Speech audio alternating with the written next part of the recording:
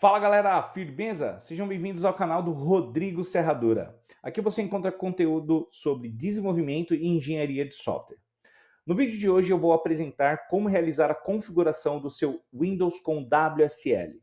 WSL, caso você não saiba, é um recurso incrível da própria Microsoft, onde é possível ter uma experiência totalmente integrada de desenvolvimento com Linux no seu Windows, tá certo? E para nos facilitar, eu preparei um artigo que vai demonstrar todos os passos que serão executados aqui no vídeo. Então, caso você tenha alguma dúvida, utiliza o artigo para facilitar a execução aí na sua máquina, tá certo? Um resumo do que será feito. Para utilizar o WSL, que é essa ferramenta que integra o Linux ao Windows, nós precisamos habilitar o Hyper-V. O Hyper-V é uma ferramenta de virtualização da própria Microsoft, ou seja, através dela, o WSL vai virtualizar o Linux, mas vai criar uma série de coisas para deixar essa experiência mais integrada possível. Então você utiliza o Linux através do Windows e tudo simplesmente funciona. E isso é incrível.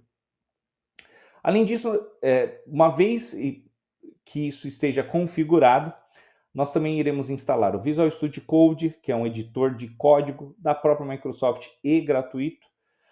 Instalar um plugin de desenvolvimento para Ruby incrível chamado Ruby LSP e fazer toda a configuração do ambiente com Ruby, Node, SQLite, o próprio framework Rails, para então a gente criar uma aplicação do zero utilizando o Rails e tudo que foi feito para a gente testar e ver toda essa configuração funcionando na prática.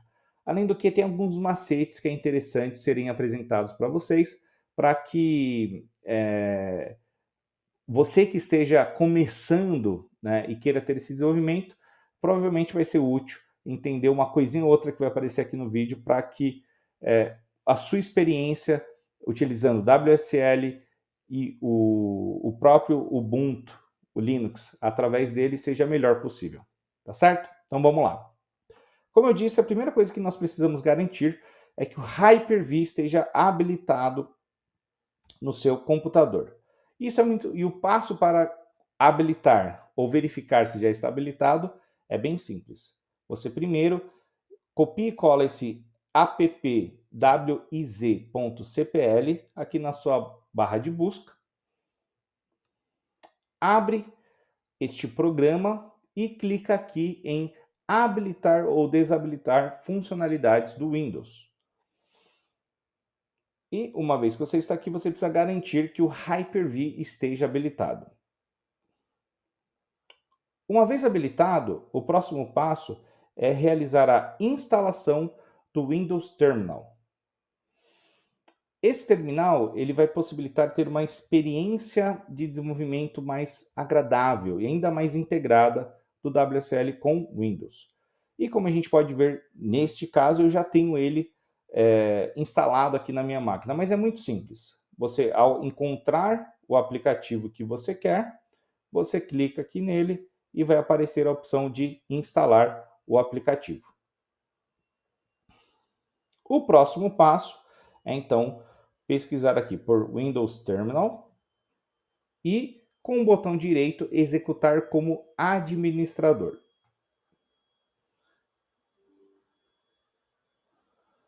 Voltando aqui para o artigo.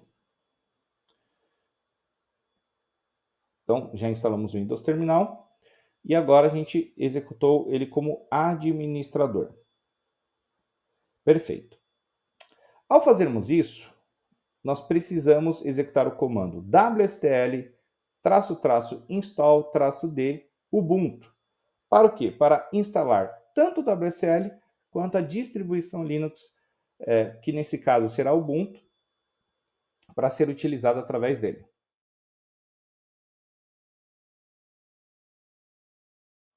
Ao finalizar a instalação, você precisa definir um nome de usuário e, por favor, anote essa informação em algum lugar, tá certo? De preferência, utilize o mesmo da sua própria máquina Windows, alguma coisa que seja muito fácil de você lembrar, e defina uma senha desse usuário para o seu desse seu usuário Linux, tá? Que está sendo criado aqui no caso, tanto usuário e senha para utilizar o Ubuntu através do WSL. E veja que ao fim o próprio Ubuntu é inicializado aqui. Tem um comentário, né, informando que essa mensagem ela vai aparecer ao menos uma vez ao dia. E para desabilitar você precisa criar esse Rush Login File, que seria basicamente só criar esse arquivo aqui no seu diretório Home. Então no Linux, o diretório Home é esse diretório, né, do seu usuário, no caso, o usuário Rodrigo, que foi aqui criado. Então, se nós quisermos, basta vir aqui e executar esse touch rush login, que vai criar esse arquivo rush login, e daí essa mensagem não será mais apresentada. Tudo bem? Vamos lá, próximo passo. Ao finalizar a instalação do WSL e definir o usuário e senha, nós vamos então instalar o Visual Studio Code. Então vamos voltar aqui para o Microsoft Store, pesquisar por Visual Studio Code e fazer a instalação deste aplicativo.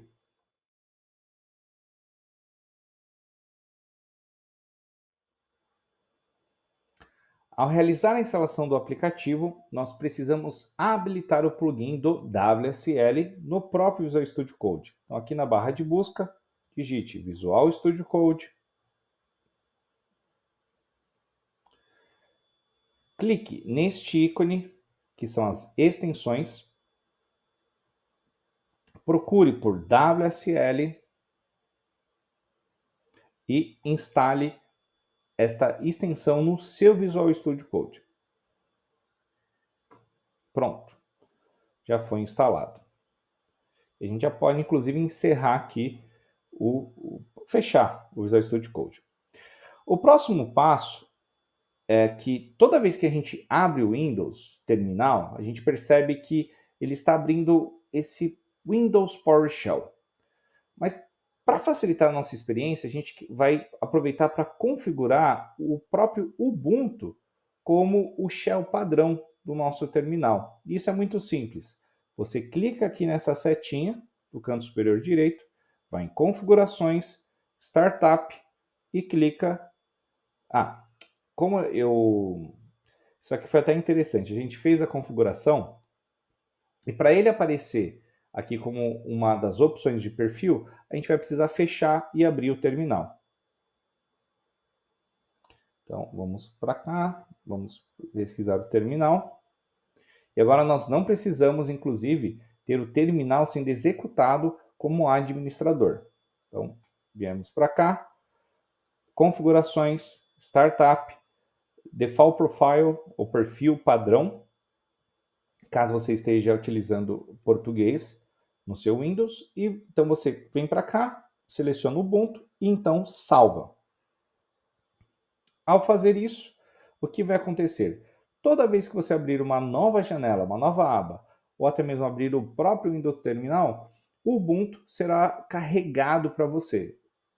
Isso é extremamente útil. Caso contrário, você teria, sempre que fosse abrir, clicar aqui e selecionar quais as opções você quer utilizar para iniciar essa sessão no terminal. Isso tudo está detalhado aqui de como fazer a configuração. Uma vez que nós temos, então, o Windows Terminal configurado, nós vamos garantir que o Visual Studio Code ele é o terminal, ele é o editor padrão aqui do Ubuntu. E para isso, o que nós vamos fazer? Nós vamos executar sudo apt update, e daí você precisa utilizar aquela senha que você definiu na instalação do Ubuntu através do WSL e executar esses dois comandos.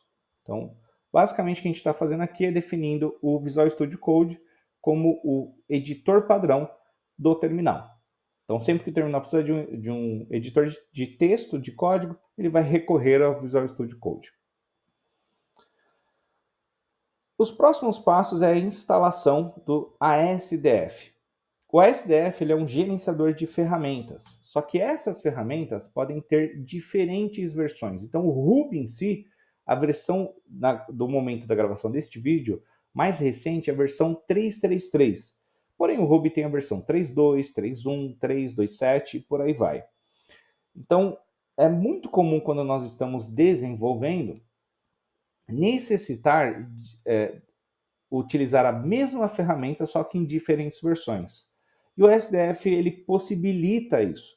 Ele possibilita então que eu utilize o Ruby numa versão específica, só que ele além do Ruby suporta diversas outras ferramentas, como exemplo o Node.js, que também será instalado neste vídeo, porque é uma ferramenta utilizada pelo framework Ruby on Rails. Então, o que foi feito aqui? Ele instala dependências para o ASDF, foi o comando que executou.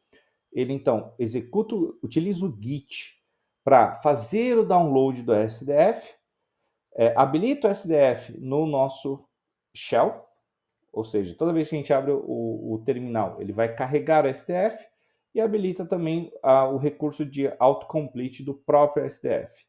Ou seja, quando eu venho aqui e executo a ASDF, e faço a SDF tab, ele vai mostrar todos os comandos que eu posso utilizar.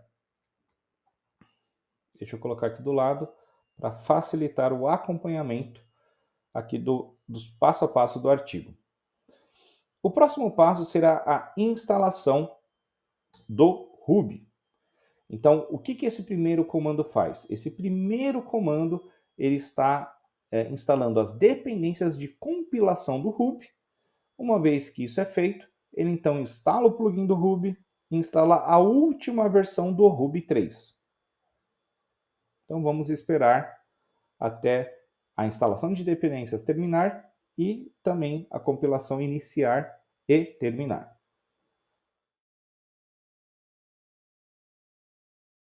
Uma vez finalizado, nós podemos utilizar este comando asdf list ruby para verificar qual versão foi instalada, embora aqui no ato da compilação a gente vê qual foi a configurada, mas é válido utilizar esse comando da SDF, porque caso você venha instalar diferentes versões, você pode utilizar esse recurso para listar todas as versões de Ruby disponíveis para uso. Nós vamos aproveitar e adicionar esta versão como a versão global do Ruby. E o que seria a versão global? Você está indicando para o SDF qual é a versão padrão de Ruby que você quer utilizar. Uma vez feito isso, a gente pode executar aqui o comando gen update system. O Ruby Gems ele é o gerenciador de bibliotecas do próprio Ruby. E será através dele que nós iremos instalar o framework Rails. E feito isso, a gente tem então o Ruby Gems atualizado.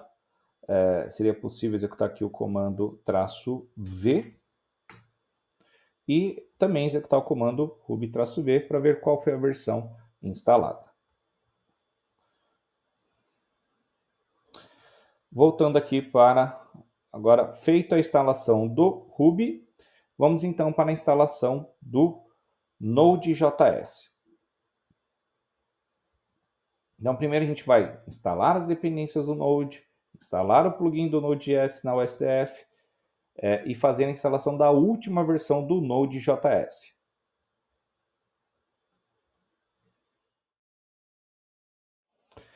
Aqui a gente percebe que a instalação feita foi o Node 22.4.0 e sendo que aqui no artigo estava 22.3.0.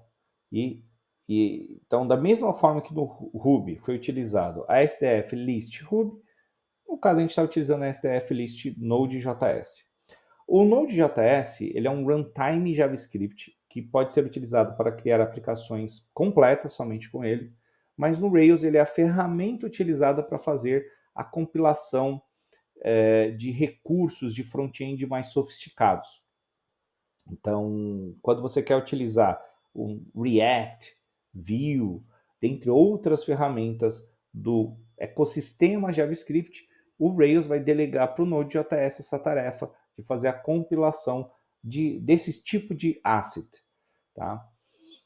Então, cabe a você entender que o Node ele pode ser utilizado sozinho para criar aplicações completas, mas no caso do Rails, se você faz uso de um framework mais robusto de front-end, o Rails vai delegar essa tarefa para o próprio Node. Embora, no teste que nós iremos fazer ao final do vídeo, não será necessário o uso do Node em si. A gente só está configurando porque é útil ter ele configurado aqui para uso, tá bom? Então, próximo passo é definir esta versão com a versão padrão do seu sistema operacional. Nós vamos instalar o Yarn, que também é um gerenciador de bibliotecas do próprio Node, e verificar aqui qual que é a versão do Node que está disponível, que é a 22.4.0, que é justamente a que a gente definiu como a global. O nosso próximo passo é a instalação do SQLite, que é um banco de dados embutido, no sentido de que não é necessário um servidor para fazer uso desse banco de dados. O SQLite, basicamente, tudo que ele necessita é de um arquivo. Então, o banco de dados inteiro existe em um arquivo. O SQLite é extremamente versátil, tem sido utilizado para a produção. Então, e se você está começando com desenvolvimento, aprender a utilizar o SQLite é mais que suficiente para aprender bastante sobre esse mundo de banco de dados. Uma vez que o SQLite está instalado, a gente vai então configurar o Ruby LSP, que é uma extensão do VS Code que dá uma baita incrementada na experiência de desenvolvimento com o Ruby através do VS Code em si. Então a gente está executando esses dois comandos, tanto para instalar a gem Ruby LSP e também habilitar essa extensão no próprio VS Code. Ao fazermos isso, nós podemos então instalar o Rails. Ao terminar a instalação, basta executar Rails-V para ver a versão que está por padrão disponível para uso. E foi isso. Então, esses foram os passos necessários para realizar a preparação do seu Windows com WSL para desenvolver com Ruby e o framework Rails. E como eu disse no começo do vídeo, para testar tudo que foi feito, vamos criar uma aplicação do zero, até para ter uma experiência do poder que o Rails te dá para desenvolver aplicações web. Então, quais são os passos que serão feitos aqui ao copiar e colar esse arquivo? O cd-til, então, ele te leva para o diretório home, o diretório do seu usuário. Nós já estamos nele. O próximo comando cria uma pasta chamada Workspace, poderia chamar outra coisa, você poderia mudar isso aqui para Projects ou qualquer outra coisa, mas essa ideia de ter uma pasta Workspace é uma pasta onde você vai centralizar todos os seus projetos de desenvolvimento. Isso pode ser com Ruby, com Rails ou qualquer outra linguagem que você venha instalar, inclusive utilizando o próprio SDF. Então, ele vai para o diretório Home, ele cria essa pasta Workspace, acessa ela, cria um aplicativo Rails chamado MyApp, entra nesse aplicativo, cria o banco de dados e então inicia o servidor Rails. Terminada a criação da aplicação, a gente vê aqui o resultado da criação dos bancos de dados, utilizando o SQLite por padrão, e que o Rails está disponível na porta 3000 para uso, né? Então, isso significa que ao vir aqui, localhost 3000, nós teremos o Rails rodando na máquina. Legal, né? Isso é bem interessante, como o WSL ele está integrado ele faz com que o Linux esteja integrado ao Windows. Então a gente simplesmente executou um comando que está utilizando uma porta e essa porta está disponível aqui diretamente do navegador do Microsoft Edge.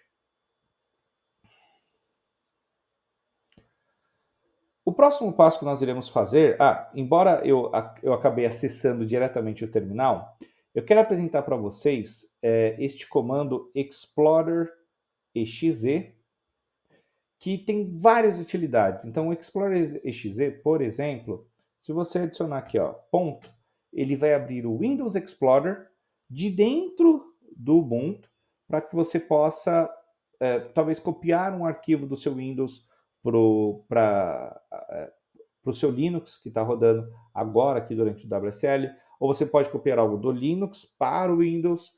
Então é um recurso muito versátil. E através dele, a gente também pode fazer com que essa aplicação, né, uma URL, ela seja aberta diretamente pelo navegador. Então, ó, explorer.exe, e ele abriu o Rails diretamente no navegador. Então, feito isso, a gente tem um Rails, criamos esse projeto. Esse projeto ele está aqui. Vamos acessar novamente a pasta Workspace My App. Então, ele está aqui. Né, o servidor da aplicação está rodando nessa outra aba do terminal, que foi a primeira que nós utilizamos. E agora a gente vai utilizar um comando chamado scaffold para criar um gerenciador de contatos.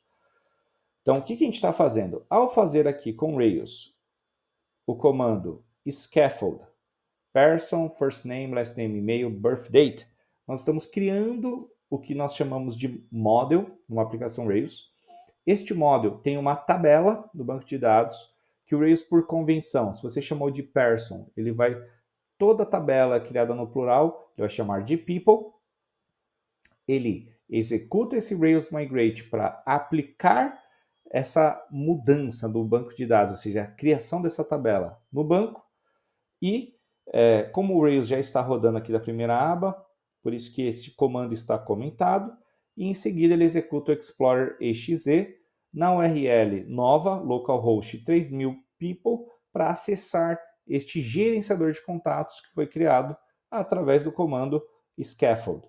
O scaffold, como a gente pode ver, ele cria diversas coisas para nós e é tema de outro vídeo entender tudo que é criado através dele. Aqui vamos só se atentar mesmo de ver o uso do Rails, uma vez que toda essa configuração para desenvolver com Ruby Rails foi feita.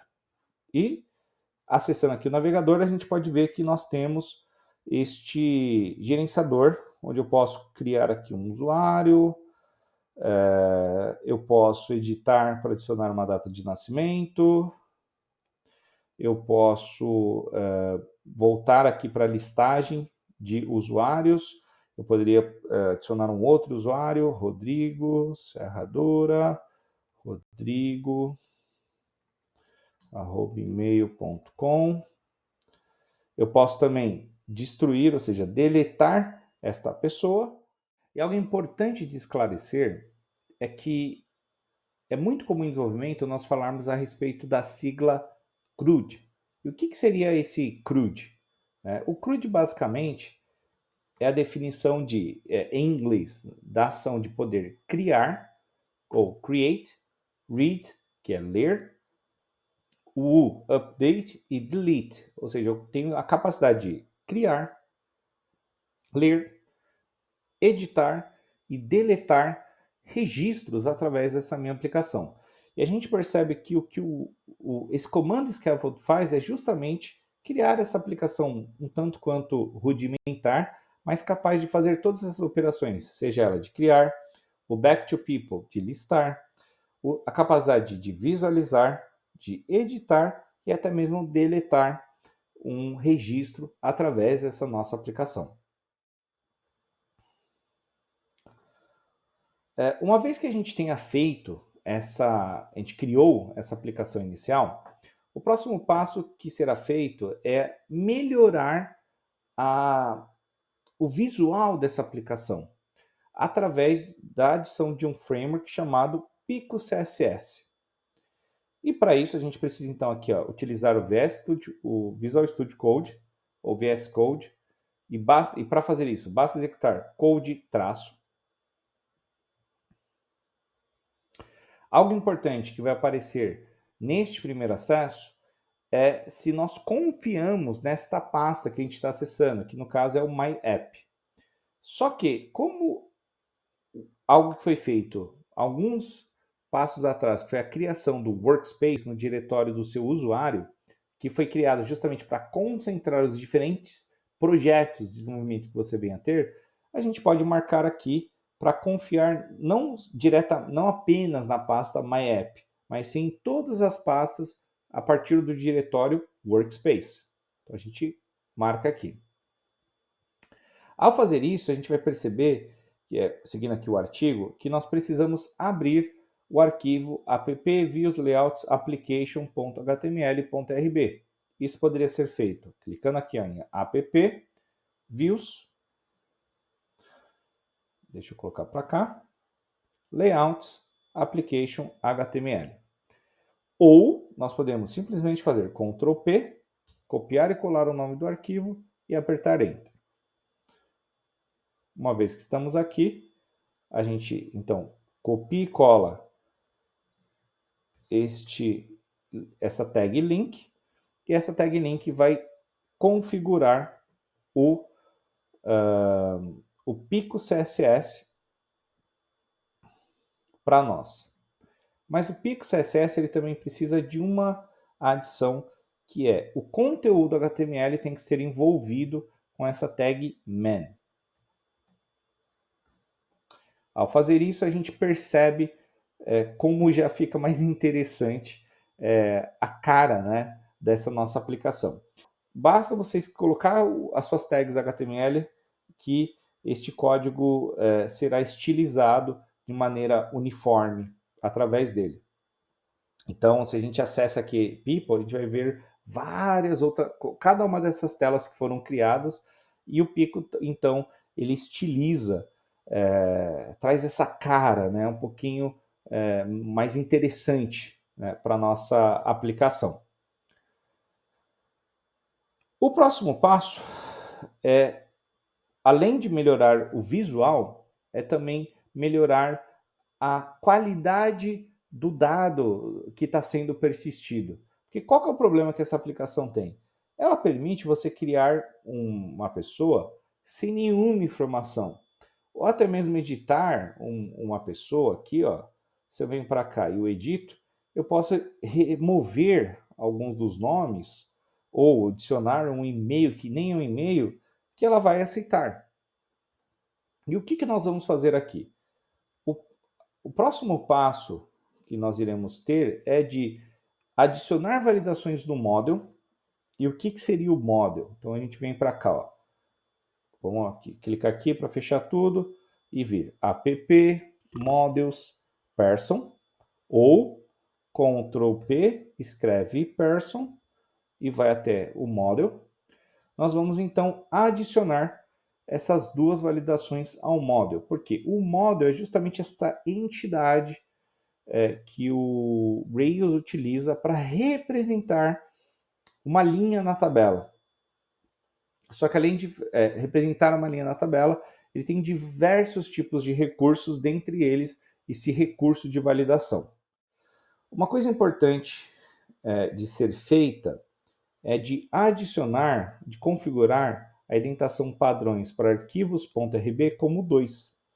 A gente adiciona aqui como 2, dá um tabzinho, e ao fazer esta mudança em um arquivo, todo arquivo.rb vai passar a respeitar essa regra de indentação, ou seja, utilizar 2 espaços como a indentação padrão. E aqui então a gente adiciona as validações que eu quero que ao criar ou editar os atributos first name, last name, tem que ter alguma coisa escrita, alguma coisa diferente de espaço. Eu também quero, ao adicionar um e-mail, eu permito que, ou seja, olha, o e-mail pode até ser em branco, mas se adicionar alguma coisa, essa coisa tem que ter ao menos um arroba. Então a gente está fazendo uma validação extremamente simplista aqui para a questão do e-mail. Então vamos testar. Então, a gente está aqui na aplicação e a gente vai tentar tirar o first name, colocar aqui bar e vamos tentar inclusive salvar esse e-mail aqui, né, que está inválido. e a gente percebe que ele fala, olha, o primeiro nome não pode ser vazio e o e-mail está inválido. A gente coloca aqui full e agora a gente vai adicionar @bar.com e agora será possível salvar. E é isso. Olha como foi rápido, né? Criar tanto esta aplicação quanto estilizar ela utilizando esse framework chamado Pico CSS e adicionar essas validações para ter essa camada de integridade, né, de dados, onde a gente consegue começar a colocar algumas regras básicas para ter consistência naquilo que está sendo persistido e editado através desse sistema. Tudo bem? E é isso. Né? Com isso a gente encerra então tanto a configuração e principalmente a criação desse aplicativo de exemplo para colocar tudo que foi feito em prática.